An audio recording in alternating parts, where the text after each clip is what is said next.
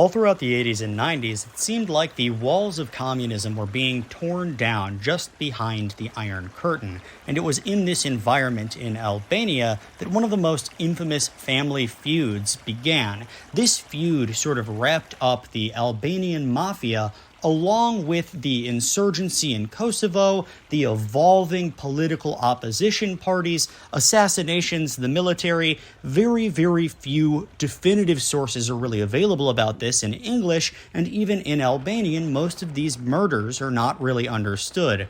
I wanted to make this video myself for personal reference and to show some of my Albanian friends, even my political-minded Albanian friends, who are very well versed on the Kanun, and we'll be talking about that shortly, have no real idea about this feud. Now, by the end of this feud, all but one of Muharrem Haklai's sons was dead, as well as 14 friends of the family, and according to the lawyer, upwards of 200 men died in these feuds, and the man they say is to blame is none other than Sali Berisha, the former president of Albania, and still someone who's often looked at as an example of corruption, and someone who really just used the evolving political environment for personal gain. Now, before I get into the story of Fatmir Haklai and the feud there, I need to talk a little bit about Ramiz Alia and Sali Berisha, who both grew up in the same general area of northern Albania, an area now called Tropoje, and to the Haklai clan, very close to the Haklai clan. This is all in the mountains, not far away from the borders of Kosovo. Berisha himself grew up in a town, or a really just small village, called Vichidol, about 15 minutes away from Tropoje, and a few kilometers away from the border with Yugoslavia at the time. His early life was unusual. According to him, his father Ram became a party functionary in Enver Hoxha's Party of Labor of Albania, but from now on I'll just call it the party, or the Communist Party. It was the only legal party at that time. Sali Berisha himself served as president of Albania from 1992 until 1997. A simple boy born to a family of Muslim shepherds in the mountains. In any case, his father did become a communist functionary, which brought him very close to the inner circle of the Party of Labor of Albania. He graduated from the University of Tirana in '67 and studied cardiology for a year in Paris. Pretty unusual for a man of humble origins. A strange aspect about all this is that he didn't have Communist Party membership until a year after he graduated. Now, my friend in Albania, Bianca, she actually sent me an interview with Hoxha's wife.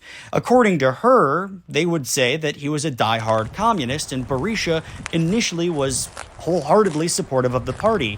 He once shook her husband's hand and boasted that he'd never wash it, but it seems like Hoxha's wife didn't really trust him. This resulted in Sali Berisha spending most of his time in university or studying in France, far away from Albania and the inner machinations of the Communist Party. After his studies, Berisha became the assistant professor of medicine and a cardiologist at the hospital in Tirana. All while this was happening, he was allowed into party discussions on the possibility of reforming the communist regime. He had a lot of sway through university students who really supported him and stood by him, and was already seen as something of a reformer, especially now that Enver Hoxha was just about to die, and sure enough, in 1985, he did die, and was succeeded by another man born to the north of Albania. I've already mentioned his name, Ramiz Alia, who was born in Shkodra. Now, Alia actually became the head of state 3 years before Hoxha died, when the dictator's health was failing. After he did die, he became the first secretary of the party, the undisputed political leader of the country, and finally its president from 1991 until 1992. This meant that he was the final communist leader of Albania. But he had one main flaw. See, Alia believed in the party line and genuinely thought that the people felt happier under this communist regime. Around this time, Sali Berisha was billing himself as a reformer. In January 1990, young people from his hometown tried to topple a statue of Stalin, leading to a crackdown on opposition, and many of those young students would be tortured. In the following months, the party would convene to talk about the future of Albania, and this was actually requested by Ramiz Alia. Berisha was present at those meetings and urged them to reform and remove Stalinist statues, rewrite a democratic constitution, and allow multiple political parties. The following month, he renounced Alia's reforms as cosmetic and emerged as the leading opposition figure in the country. Basically, he was describing himself as a conservative, although, as we've already heard, Hoxha's wife said he was a diehard communist. The man refused to wash his hand after the communist dictator shook it. How much more communist can you get? In December, Berisha and another important figure in this story, Escalating Hajdari, founded the Democrat Party, the first independent party in Albania since World War II. Berisha and Hajdari came from the same district in Tropoje and were said to be close friends. In 1991, the ruling party dissolved itself and rebranded itself as a moderate socialist party, and Escalating Hajdari began leading student protests against the socialists. The Democrat Party was far more conservative, and immediately Escalating began receiving death threats. In September 97, Albania was still governed by the newly branded Socialist Party, and the economy had essentially caved in on itself. There was a total breakdown of the government, and Escalating Hajdari of the Democrat Party, Salih Berisha's friend, he got into a fight with the socialist MP named Garfur Mizreku, who shot him 5 times. Right there at Parliament. Hajdari wasn't killed, but gravely wounded, and protests began to spring up around the country, particularly in Tropoje, where both Berisha and Hajdari were from. Now this is where we enter into the story Fatmir Haklai, the chief of police for Tropoje. He was very left-wing, the head of the local commissariat. The prominent Haklai family was already in a series of feuds with other locals. Many early murders from this period are still unsolved, such as the killing of his brother Sokol Haklai, said to be the first assassination in Fatmir's immediate circle. Sokol was a local assistant judge, found dead near the Milot Bridge in June 1997, right around the time all of the pyramid schemes in Albania imploded on themselves and the country descended into chaos. And as the government collapsed, there was a near-total breakdown in law and order. Men like Fatmir Haklai, in spite of being leftists, were trying to keep the peace locally, but also aid an insurgency in Kosovo, which was only miles away. Apparently, during one of these protests in support of Salih Berisha and the now wounded Escalating Hajdari, Fatmir's brother had been shot 9 times and killed. Naturally, Fatmir believed this was politically motivated, to kill the brother of the leader of the local socialist chapter. Now, you also have to consider that his other brother had already been killed right as the government collapsed, and he was the assistant judge. This comes up more throughout the story, and the Haklai family really did believe that they were being targeted by right-wing elements in the government. This blood feud was not necessarily fighting between families, it was more over politics, it was political violence. Early English papers say that Fatmir turned in his police badge and pledged to kill 1 man for every bullet that was pulled from his brother. That would be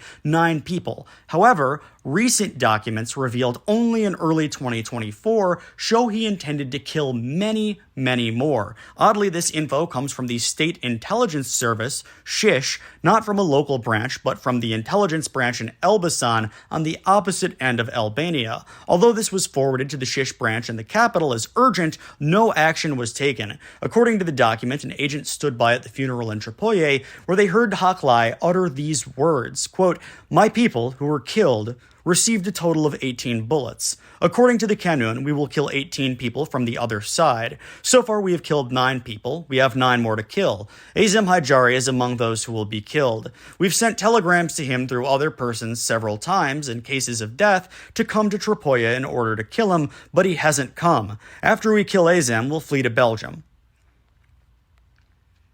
Tracing the murders to the killing of Fatmir's brother, we find that this feud is rooted partly in that non-fatal shooting of Escalating Hajdari in Parliament that I mentioned earlier. The political angle of this is the fact that there is a socialist faction in Tropoje which included Fatmir Haklai and his 2 friends, Yahu Muslimani and Fariz Kirnaya, locals in the area where Berisha supporters were planning protests, more conservative elements of society that naturally the Haklai family despised.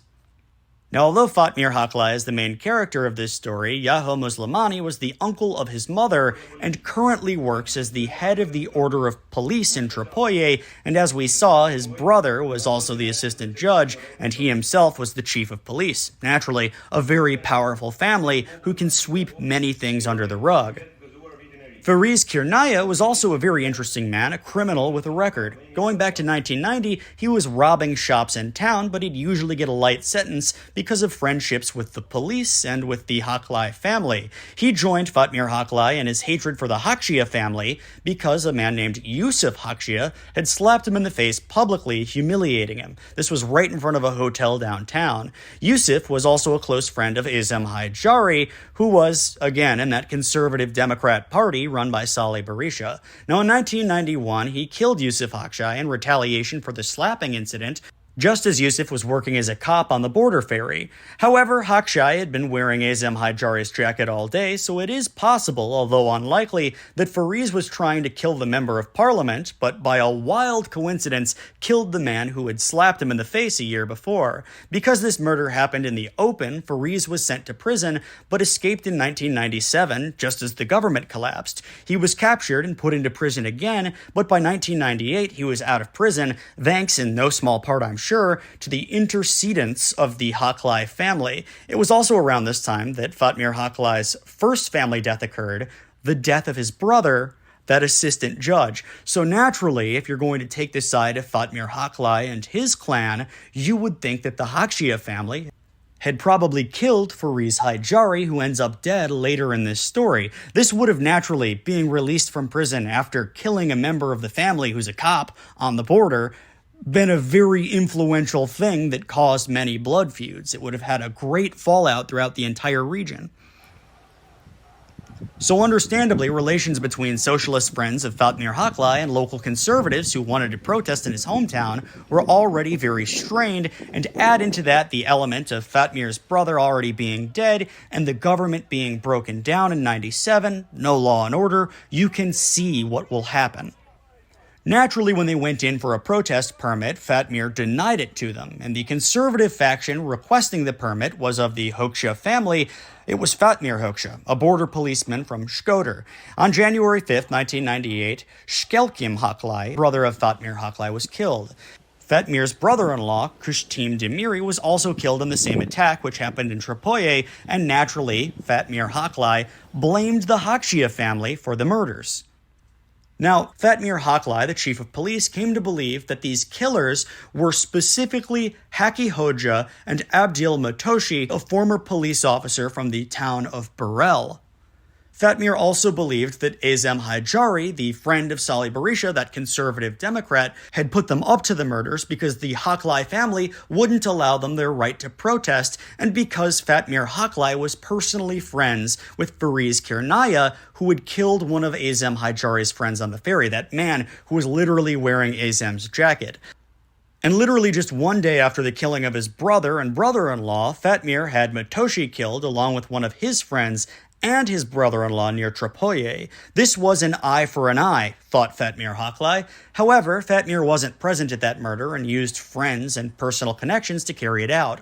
So here we are, Haki Hoxha is dead, he was the border guard, and later that month, Hoxha's brother, Shakir, walked into the police station in Tropoye, or was brought there because of some minor offense, and recognizing the man who he believed had killed his brother, Fatmir shot him as well, right in the police station lobby, turned in his badge, and left for the mountains very well armed.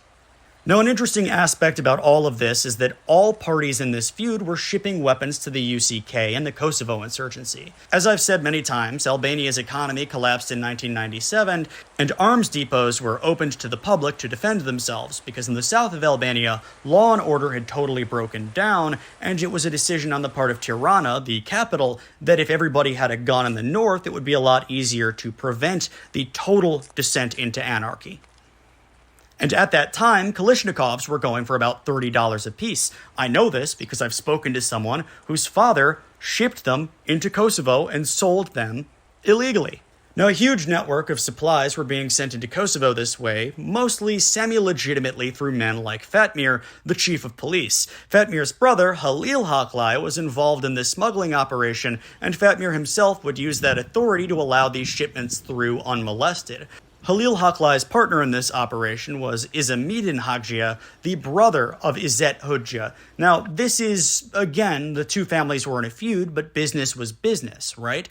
And it seemed like this rung true even for their connections with local politicians, because in spite of the conservative leanings of Hajdari, the Haklai brothers worked with him to transport a shipment of guns from Gramsci to their hometown right near the Kosovo border. This appears to have been about as legitimate a deal as possible, working with an Albanian MP, Hajdari, as well as the Minister of Defense of Kosovo, Ahmet Krasniki. The drive nowadays is about 5 hours. Who knows how long it would have been back in 1997. Now, in spite of this added element of legitimacy, the input of MPs, the involvement of the Minister of Defense of Kosovo, and the local protection of the Chief of Police, the pair were arrested in Gramsci before they could even leave with the gun shipment.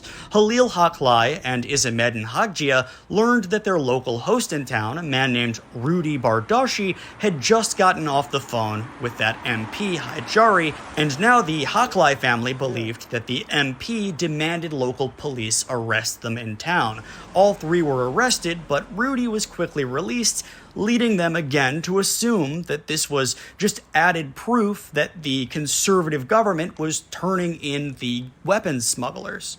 So by early September 1998, in accordance with the Kanun, the law of the mountains, Fatmir Haklai's own elderly father, Muharrem, traveled to Tirana and sought out that conservative MP. The two men talked and shook hands and called Muharrem's son Fatmir. His dad offered to reconcile with the MP, but young Fatmir was furious, blaming Hajdari not only for getting his arms shipment busted, but also for the death of his friends and relatives. By the end of this phone call at around 9 p.m. on September 2nd, no agreement could be made between Fatmir or Azem Hajdari, but the former offered to discuss the matter with the MP. This discussion would have to be in person in 10 days' time. This was the deal brokered by Hajdari's father, Muharrem. Now, sure enough, on September 12th, Azem Hajdari left the Tirana office of the Democrat Party with two bodyguards, Basim Cheria and Zenel Neza. Just as they walked out of the office building, a car with license plates marked Vlor pulled alongside them and fired, killing the MP and his bodyguard Cheria. This car had in it Fatmir Haklai as well as a known figure in organized crime, a man known to be a hitman. It seems like that man was gravely wounded in the shooting and died at the local hospital. Now, this is a drive-by shooting, and it's believed that that hitman was either killed in the exchange of gunfire with those two bodyguards or right before or after the shooting had occurred because of unfriendly fire. See, the influential Haklai family wanted to hide their son's involvement. He could participate in the killing of a member of parliament, but if he used an assassin, it would be best to get rid of that man after the killing had taken place and wash your hands of the affair. The car with license plates from Vlor, which is to the south of the country that was the nexus of the anarchistic breakdown of Albania in 97, then drove back up to Tropoje, avoiding the main roads and arriving at about 5 in the morning the following day. Immediately, this was a huge issue across the entire country, and every investigator in Albania was working the case. Inside of the dead assassin's pocket, Tirana officers found a passport signed by officials in Tropoje, although he lived elsewhere in Albania. This was their first clue. His car had plates from the south of the country, and this man lived elsewhere, but he had clearly been up to the area where the chief of police was in an obvious feud with the member of parliament who'd just been killed, and that area had a passport stamp in the assassin's pocket. So it's obvious that he was coordinating with the men up there who wanted Azem killed.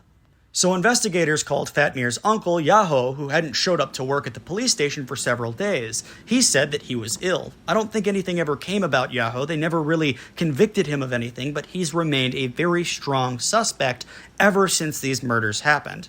Now, the trail of the assassins went cold, and Fatmir stayed in hiding. In August 1999, a remote IED blew up along the side of the road, an obvious attack targeted at his car. Fatmir was wounded, but his gun-smuggling brother Halil and his friend Fariz Kirnaya were both killed. Exactly 1 month later, Fatmir would be assassinated himself while visiting his friend in Buyan. His sister still goes to the media to this day, claiming the killing was orchestrated by national politicians, but passed off as just another death in this blood feud. Now remember the murder of his brother, Escalating Haklai, on January 5th, 1998. This is the murder that the family blamed mainly on Haklaj, the border guard in Shkodra, and Matoshi, a cop from Burrell. Cartridges were found at the scene of Fatmir Haklai's killing that matched the gun that also killed his brother. And according to Fatmir's sister, a bag of half-eaten food was found next to the magazine, along with a hat that had strands of the killer's hair. They also found a pair of highly specific binoculars belonging to the Rapid Intervention Forces, a special forces unit based in the capital. Investigators claim they never found any fingerprints, which is kind of hard for me to believe if the killers were clumsy enough to leave a half-eaten bag of food, a hat with hair in it, plenty of DNA evidence. They left fingerprints. But the investigators didn't dust for them. Now the question is why? The Haklai family knows that Haklaj was involved. The bullets matched the gun that killed the brother in '98, but they're also certain that these border cops didn't act alone. They served as informants for government forces working in the area unofficially. Those binoculars could not have been pilfered from an armory because the Special Intervention Forces armory was separate from the regular military ones who'd been opened in '97. Now at this point in time, many immediate family members of Haklai were already dead, and extended friends and family lived for a time in his highly fortified tower house called a kula, 200 yards down the hill from where he and his brothers are now buried. Typical of Albanian mountain feuds, they couldn't leave and had to be supported by friends and by women who were exempted from blood retaliations per the kanun. It seems like at this point the tables had been turned, and to be seen on the streets of Tropoye as a friend or supporter or member of the Haklai family meant death. And the killings would continue, because on December 3rd, 2000, Fatmir's younger brother Yili Haklai left the defensive tower and walked pretty carelessly into a meadow to enjoy the fresh air. After all, it was the mountains of northern Albania, it was in the middle of winter, and he didn't figure that anybody would be planning an ambush in this type of weather. Now at that point in time, he was with Ilez, the brother of Fariz Kirnaya, who you'll remember killed Yusuf Hakçia back in 1991, which very likely could have started the feud. Now Fariz Kirnaya was killed the year prior. There's a lot of names and a lot of death in this story, very clear to see. Now his poor brother Ilez was stuck in the fortified home, fearing for his life, along with the brothers of Fatmir Haklai, who'd already been killed. Also present for that December murder was Bilbil Silvrada, a guest of the Haklai family. Zilfia, the Haklai sister, watched the events unfold. She claims her younger brother Yili called towards a man standing near the road. Yili started walking towards this stranger through the meadow for some unspecified reason, and his two companions followed him from the tower. Just then, a number of camouflaged men began to move down the cemetery hill. A sniper's bullet rang out, and Yili fell down, hit. Silvrada was shot in the cheek, but it seems like he survived, although the sources are kind of ambiguous on this. I'm translating mostly from Albanian. Now, out of the Haklai compound ran Yili's 3-year-old daughter, Serenata, crying for her father as he struggled to stand up, rapidly dying of blood loss. His mother stood on the balcony, holding her son, Fatmir's 13-year-old daughter, wailing at the loss of yet another child. 200 meters away was the elderly father Muharrem, laying low and surveying as the scene unfolded. He told authorities how he saw 9 men dressed in camouflage making their way down from the hill where his other sons had been buried. Hamdiu, who from translated sources I believe was the only surviving Haklai brother left at this time, ran to the gates but had no time to react. I'd like to think that the 9 killers had some sense of guilt as they sped away, seeing these men's mother cry and the 3-year-old daughter begging her father to stand up. At this point, Zilfia Haklai knew that Salih Berisha and his Democrat Party were orchestrating the murders and trying to wipe the entire Haklai clan off the face of the earth.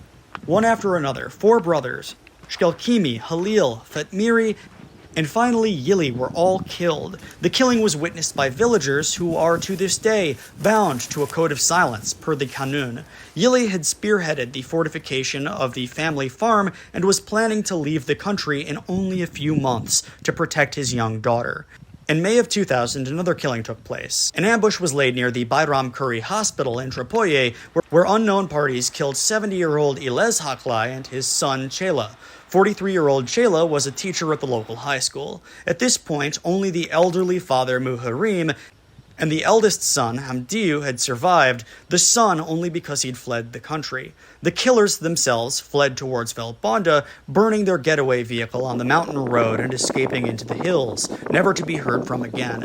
In 2023, the Haklai family lawyer, using the sister Aisha as the star witness at the trial, accused Salih Berisha, himself personally the former president, of ordering the killings of 14 men surrounding Fatmir Haklai. The lawyer told the press, quote, "From this family there are 4 brothers, but if we include family relatives, there are 14 from this tribe. After the chain of revenge was introduced, blood feud and revenge led to 200 boys who are not alive today," end quote.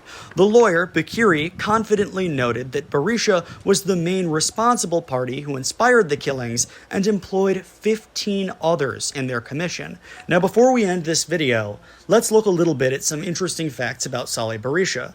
He had left his home in Vichidol from the age of 14, living in the block in Tirana, following in the footsteps of his father and studying medicine abroad. His distant cousin, Suleiman Berisha, and Suleiman's son, Gazimi, with some others, were aiding the Kosovo Liberation Army by helping to funnel them weapons. They also opened the Berisha Kula as a logistics site for the Kosovo Liberation Army. We're looking at this Kula now. This was a common, if dangerous, practice, as we've seen earlier in this story. Salih Berisha had taken to claiming that the Yugoslav government shelled his tower, but in reality, it was the home next to his, belonging to Suleiman, his uncle's son. Harsh critics of the former president state, quote, "Where was Salih Berisha at that time? Nowhere and everywhere.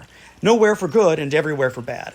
Berisha's critics claim he never really supported the Kosovo Liberation Army beyond any money he could make by shipping them weapons, and that he later attempted to claim he did in order to make himself more popular around the people. And this was the home of Salih Berisha's first cousin, Suleiman. I'd like to learn more about him. I believe it was bombed by the Yugoslav army. This bunker was made for horses by Salih Berisha's son. And this is Salih Berisha's Kula. And if we look over here, the Kula was bombed several times during the war, so they've reconstructed it and would like to turn it into a museum someday. Small village. Either way, Salih's uncle Suleiman was receiving weapons, and his home, which was less than 20 minutes away from where most of these murders had been committed, was a logistics base for the insurgents and smugglers like Fatmir Haklai's brother. Through these contacts, and through Salih's ties to politicians in the capital, they easily would have been able to acquire something like specialized binoculars. Many of these murders could have been committed to cover up the Berisha's family's ties to weapons smuggling, perhaps the last thing Salih would want on his record as an up-and-coming politician and opposition leader. Now, information on his party functionary father is exceedingly hard to come by, and Salih has claimed his father's birth name was Ram, but other documents have it as Rama or Rame with an E. Early on in his life, Salih's name was spelled with an H in the register, but later on he changed it to the current spelling before changing it back and switching back to Salih the way it's spelled now. 4 separate changes. A little bit unusual. He also altered his mother's name from Lire to Lear and changed his birthday on the register from June 1st till October 15th, 1944. He personally decided to alter his birthday in 2009, although every old document has the original one, and the old spelling of Salih with an H. Seems a little bit like he was trying to obfuscate his past. Perhaps he was trying to embellish elements of his upbringing to make it seem like he was more of a man of the people.